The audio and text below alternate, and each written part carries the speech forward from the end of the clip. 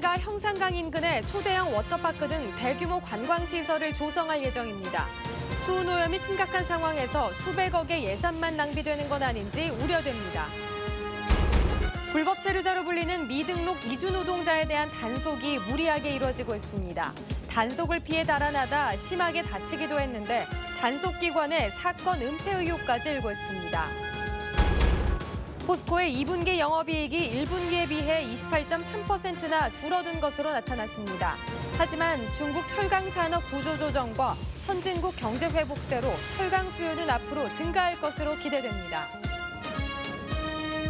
여러분 안녕하십니까? 포항시는 최근 논란이 된 수상 레저타운을 비롯해 각종 관광시설을 형산강에 조성할 계획입니다. 수은으로 오염된 강에서 물놀이를 즐기라는 건데 수백억 원의 예산만 낭비하는 애물단지가 되는 건 아닌지 우려가 높습니다. 장미쁨 기자가 보도합니다. 포항시가 형산강 프로젝트의 하나로 추진하고 있는 수변 워터파크 조간도입니다. 900여 평 규모의 성인 풀장 등 15,000여 제곱미터 면적의 초대형 워터파크가 만들어집니다. 무려 80억 원의 예산이 투입되는 데다 이후에도 운영비 명목으로 매년 수억 원이 들어갈 것으로 추정됩니다. 최근 수은 오염 문제로 공사가 일시 중단된 수상 레저타운의 경우 90억 원의 사업비가 이미 집행됐습니다. 이뿐만이 아닙니다. 형산강 생태 탐방로를 만들기 위해 35억 원을 들여 공사 중이고 부조장터 공원을 만들고 백기를 뚫는데 90억 원이 배정됐습니다. 형산강 인근 관광 사업에만 300억 원 이상의 막대한 시민 혈세가 투입되는 건데 문제는 형산강의 수은 오염 실태가 아직 모두 확인되지 않았다는 겁니다. 1년 전 수은 오염 실태를 아직 정확하게 원인 규명조차도 아직 발표하지 못하고 있는 상황 속에서 우리 시민들은 상당히 큰 불안감으로 지금 다가오고 있거든요. 이러한 원인 규명을 정확히 해명한 후에 사업 지역은 최근 각종 수산물에서 수은이 검출됐을 만큼 오염이 심각한 곳이지만 기본적인 퇴적물 조사조차 제대로 이루어지지 않았습니다. 레저 활동이 오염을 더 확대시키는 건 아닌지, 또 인체에 치명적인 수은으로 오염된 하천에서의 물놀이가 바람직한지 시민들의 의구심도 커지고 있습니다.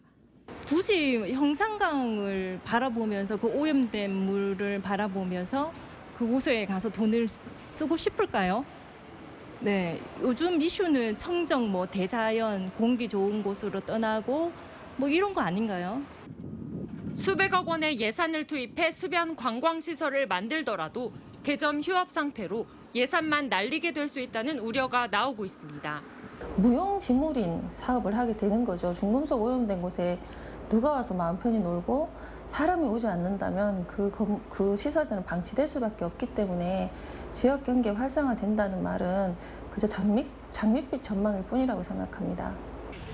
포항시는 사업은 계획대로 추진한다는 입장으로 사업 시행 과정에서 환경 대책도 함께 논의하겠다고 밝혔습니다.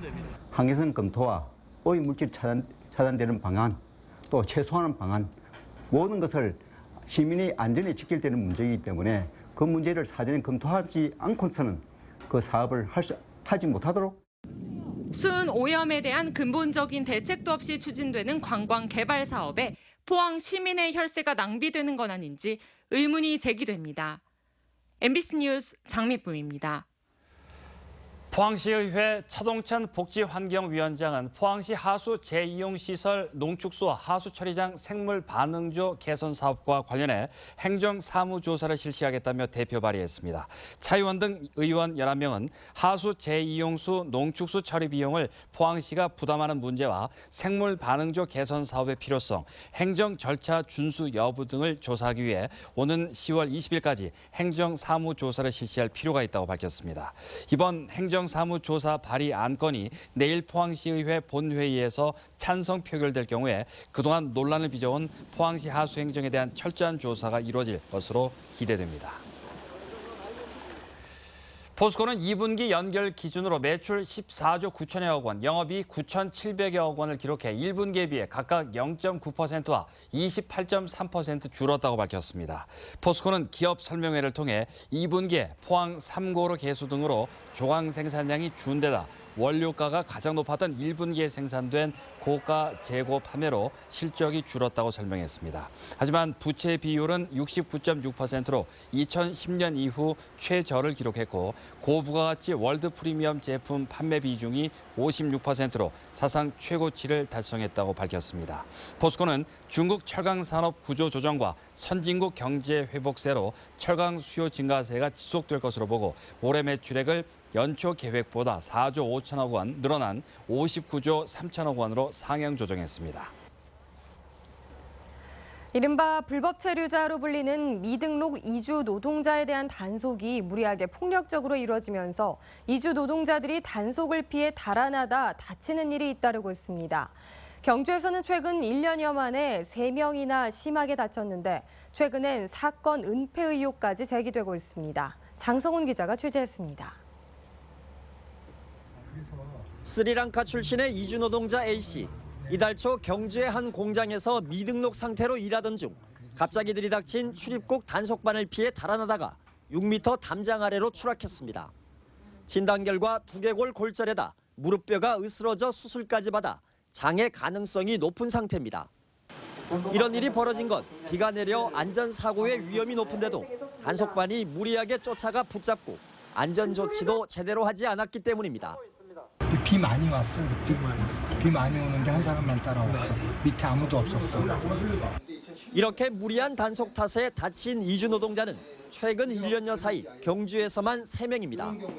3명 모두 쫓아오는 단속반을 피해 담장 밖으로 뛰어내리다 다리 등에 심각한 골절상을 입었지만 단속 방식은 여전히 개선되지 않고 있습니다. 무리하게 쫓아가서 단속하는 것, 그다음에 쫓아가서 잡기 위해서 폭행을 행사하는 것, 그다음에 위험 요소가 있을 땐 이거에 대한 안전 조치를 취해야 되는 것. 그러니까 이런 것들이 최소한이나마 지켜진다라면은 경주 이주노동자 센터 측은 특히 A씨의 경우 출입국 관리사무소 측이 적절한 절차 없이 환자를 다른 병원으로 옮기는 바람에 치료가 지연됐다며 이는 사건 은폐를 위한 환자 빼돌리기라고 주장했습니다. 이에 대해 출입국 관리사무소 측은 병원을 옮긴 건 외국인 근로자의 치료비 지원이 가능하고 시설이 우수한 곳으로 옮긴 것이고 단속에서도 안전 지침을 따랐다고 해명했습니다. 안전 지침이란 게 사전에 우리가 이제 그 안전 요원들을 배치하고 그렇게 하는 그런 게 있죠. 단속 준칙 같은 게. 예. 센터 측은 또 말다툼을 하는 과정에서 출입국 관리사무소 직원이 센터 측 활동가 2명을 폭행했다며 경찰에 고소했는데 출입국 관리사무소 측은 이에 대해 먼저 폭행을 당했다고 반박해 경찰 조사가 진행 중입니다. 국내에 거주하는 이주 노동자는 100만 명, 이 가운데 미등록 상태인 경우는 20만 명가량으로 한국인들이 꺼리는 이른바 3D 업종을 도맡고 있습니다. 하지만 오늘도 정부의 폭력적인 단속과 추방은 계속되고 있습니다. MBC 뉴스 장성훈입니다. 심한 가뭄으로 하천이 바닥을 드러내면서 영덕의 대표 축제인 황금은어 축제가 취소됐습니다. 영덕군은 올해 강우량이 예년의 30% 수준에 그치면서 50천 물이 거의 말라 다음 달 3일부터 6일까지 50천 둔치에서 열릴 예정이던 2017 영덕 황금은어 축제를 취소했습니다. 영덕군은 가뭄으로 인한 밭작물 피해와 제한급수가 예상되는 상황에서 축제 강행에 따른 지자체 이미지 훼손 등을 고려해 축제를 취소했다고 밝혔습니다. 오늘 오전 10시 15분 포항을 출발해 김포로 가려던 대한항공 여객기가 결항됐습니다. 대한항공 관계자는 비행기 출발 전 엔진에 문제가 생겨 2시간 가까이 정비를 하다 결국 결항됐다고 밝혔습니다. 승객들은 2시간 이후에 출발한다는 항공사의 말만 믿고 대합실에서 기다렸지만 갑자기 결항이 통보됐다며 대체 항공편 투입이나 다른 교통편 안내도 제대로 하지 않는 등 미흡한 대처에 크게 분통을 터뜨렸습니다. 특히 승객 중에는 국제선 환승이나 기업 세미나 참석, 대학병원 진료 예약 환자가 포함되는 등 80여 명이 큰 피해를 본 것으로 전해졌습니다. 달구벌 대구와 빛고울 광주의 협력을 달빛 동맹이라고 하는데요. 영호남을 대표하는 두 달빛 도시를 잇는 내륙 철도 건설이 추진되고 있습니다. 오늘 광주에서 협의회가 출범해 공동 선언문도 채택했는데 5조 원대 국책 사업을 현실화하기 위해 영호남이 함께 큰 첫발을 내디뎠습니다. 도성진 기자가 취재했습니다. 달빛 내륙철도 건설 사업을 추진하는 데 중심이 될 협의회가 공식 출범했습니다. 대구시장과 광주시장, 두 지역 국회의원, 시민대표 등 46명의 추진위원은 공동 선언문을 채택했습니다. 대구와 광주를 잇는 내륙철도는 수도권 중심의 남북 경제축에서 벗어나 동서의 거대한 경제축을 만드는 국토 균형 발전의 실현임을 명시했습니다. 남북 경제권을 획기적으로 발전시키고 국민 대합을 이룰 수 있는 전략적이고 상징적인 의미가 있는 그런 철도라고 생각합니다. 경제적 효율성을 뛰어넘어 국가 통합의 차원에서도 필요하다는데 입을 모았습니다. 빚이 이야기를 하는데 초창기는 빚이 가지고 따지면 될 일이 하나도 없습니다. 그래서 정책적으로, 전략적으로, 역사적으로 이렇게 해야 할 사업이라고 생각을 하고 191km의 고속화 철도 건설에 필요한 사업비만 4조 9천억 원. 막대한 예산을 어떻게 따낼지, 관련 입법은 어떻게 관철할지 이제부터가 시작입니다. 국가 4차 철도망 계획에 반영이 되도록 할 것입니다. 저는 이것은 빠른 시간 내에 가능하다고 봅니다. 그다음은 경제 분석을 뛰어넘는 국책 과제로 이 사업을 추진할 수 있도록 행정은 물론 정치권, 지역 시민사회든지 경제계까지 함께 이 논리와 방위성에 대해서 저희들이 접근하면은 충분히 이 일들은 현실성 있는.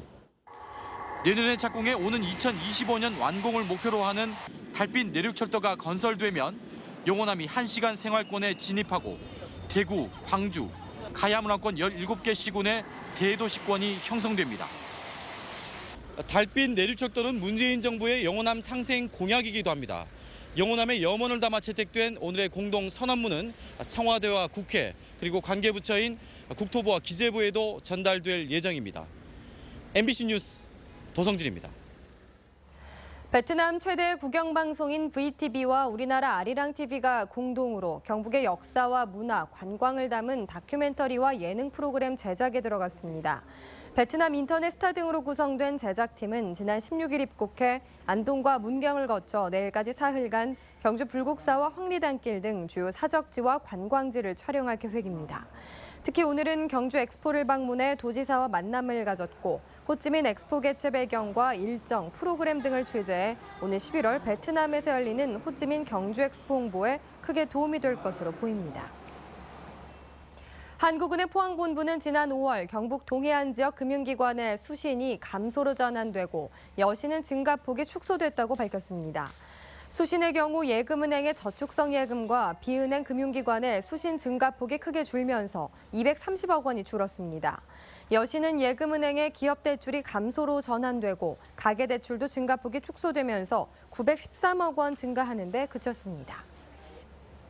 신라 화랑 김유신과 기녀 천관녀의 전설이 내려오는 곳 바로 경주 천관사인데요. 지금까지 발굴만 하고 그대로 뒀는데 이곳에 내년 초까지 팔각 석탑이 복원됩니다. 김철승 기자가 보도합니다. 경주 어릉동 쪽 논 한가운데 기단석과 탑부재 일부가 덩그러니 놓여 있습니다. 지난 2000년부터 세 차례 발굴한 뒤 모아둔 석재입니다. 통일 신라 시대인 8세기에 조성된 천관사지입니다. 경주시는 최근 문화재위원회로부터 탑복원 승인을 받음에 따라 국도비 등 3억 원을 들여 3층 팔각석탑을 복원하기로 했습니다. 각종 행정 절차를 이행하고 8월 중에 착공하여 추가 발굴 조사 후 2018년 3월경에 준공 예정입니다. 복원이 가능한 것은 기록이 분명하고 특히 경주 박물관 야외에 보관된 석재 중 하나가 지난해 천관사지 3층 옥계석으로 밝혀진 것도 중요한 요인입니다. 전문가들은 천관사지 석탑은 팔각석탑으로는 우리나라에서 가장 이른 시기이고 옥계석 아래 3단 연화 문양은 국내 하나뿐으로 보고 있습니다. 천관사지는 조선시대 동경잡기와 신증 동국 여지 성남에 신라 화랑 김유신과 기생 천관녀의 전설로 유명한 곳입니다. 김유신이 어린 시절에 사랑하였던 기녀를 위해서 삼국 통일 후 그녀의 집에 절을 짓고 이름을 따서 천관사라 이름을 붙였습니다. 경주시는 유적지 정비의 핵심인 탑을 복원한 뒤 길을 내고 나무를 심어 월정교와 연결해 관광 자원화하기로 했습니다. MBC 뉴스 김철승입니다. 지역의 건설회사와 병원이 서로 힘을 합쳐 사회공헌 활동에 나섰습니다. 포스코건설은 오늘 좋은설림병원과 지정병원 협약식을 맺고 죽도시장 장보기 행사에 나섰고 좋은설림병원은 시장 안에 부스를 설치해 상인과 시민들을 대상으로 혈당 점검과 의료 상담을 해줬습니다. 포스코건설은 12년 전부터 해온 죽도시장 장보기 행사를 앞으로 좋은설림병원과 함께 역할을 나눠 진행할 계획입니다. 밤낮 없는 무더위에 몸도 마음도 지쳐갑니다. 내일도 경주의 낮 최고 기온이 38도까지 오르는 등 불볕더위가 이어질 전망입니다. 송예림 기상캐스터입니다. 이제는 데프리카라는 말보다 경프리카라는 말을 써야 되지 않을까 싶습니다. 오늘 경주의 낮 최고 기온 37.1도로 또 전국에서 가장 뜨거운 날을 기록했습니다. 요즘 계속해서 무더위가 이어지고 있습니다. 오늘 밖을 잠깐이라도 서 있기만 해도 땀이 비 오듯 흘렀고요. 반소매보다도 얇고 통풍이 잘 드는 긴팔옷이 더 시원하다고 느껴질 정도였습니다. 오늘 밤에도 열대야가 나타날 것으로 예상됩니다. 열대야란 저녁 6시부터 다음 날 아침 9시 사이에 최저기온이 25도를 웃도는 현상을 나타나는데요. 포항인 아침 최저기온이 28도를 나타낼 정도로 내일 무더운 날씨가 예상됩니다. 낮 최고 기온도 경주가 38도까지 오르겠고요. 포항도 35도까지 오를 전망입니다. 온열 질환 예방에 각별히 신경 쓰셔야겠습니다. 자세한 지역별 날씨 알아보겠습니다. 하늘에는 점차 구름이 많아지겠습니다. 내일 낮 최고 기온 울진이 32도, 영덕 34도, 포항 35도, 경주 38도입니다. 울릉도와 독도 지역 오후에 점차 하늘이 흐려지겠는데요. 낮 최고 기온 울릉도가 30도, 독도 26도를 예상됩니다. 여전히 동해상에는 안개가 짙게 끼겠습니다. 동해중부 해상에서는 오후에 비가 내리겠습니다. 바다의 물결 0.5에서 2m까지 일겠습니다. 토요일인 모레는 울진에만 비가 조금 내리겠고요. 다음 주 월요일에는 경북동해 안 지역에 장맛비 소식이 있습니다. 날씨였습니다. 이상으로 포항 MBC 뉴스데스크를 마치겠습니다. 여러분 고맙습니다.